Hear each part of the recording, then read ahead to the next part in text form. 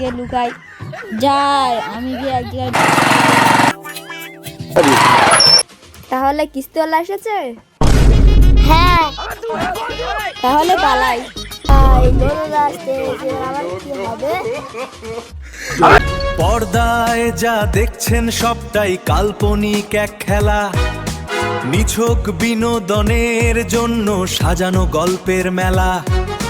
ধূমপান বা ঝুঁকিপূর্ণ কাজে নয় কোনো বাস্তবতা, নিরাপদ দূরত্ব রাখুন, এটাই আমাদের বার্তা। ধন্যবাদ।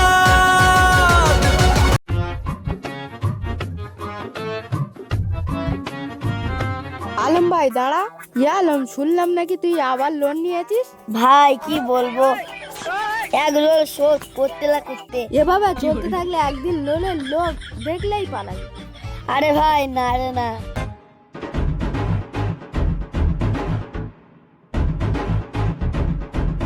ও আলম ভাই, কিস্তিওয়ালা আসছে গো, কিস্তিওয়ালা, এখান থেকে পালাও পালাও পালাও, এখান থেকে পালাও। হায় হায়, লোন আসছে, আমার কি হবে? तू क्या है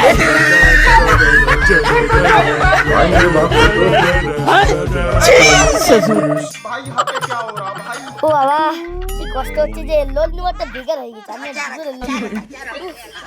আরে উঠতে পারি না, কেটে যাচ্ছে বাবা। এভাবে হবে না, কাঁচাটা মেরে নি। এই আমাকে শক্ত হতে হবে। আলম, তুই আর কোনদিন লোন নিতে হবে না।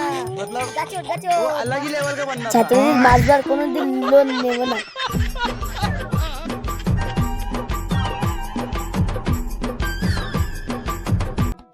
ভাই তুমি গাছের উপরে কেন? ভাবি লোন আসতে পালাও।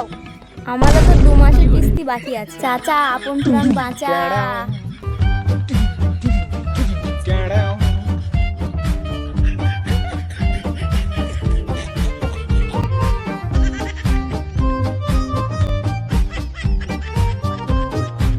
ভাবি তুমি লুকাচ্ছ কেন? ভাই কিস্তিওয়ালা আসছে। আমাকে 4 মাসের কিস্তি বাকি আছে। না না, আমাকে কিছু একটা করতে হবে। আমিও গিয়ে লুকাই। যাই আমি গিয়ে এক জায়গায় লুকাই।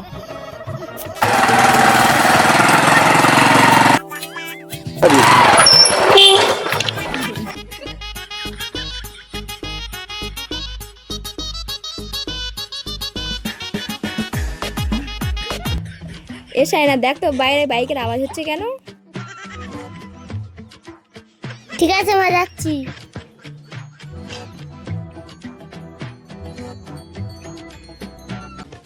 মা কিস্তিওয়ালা এসেছে। তাহলে কিস্তিওয়ালা এসেছে? হ্যাঁ, তাহলে পালাই।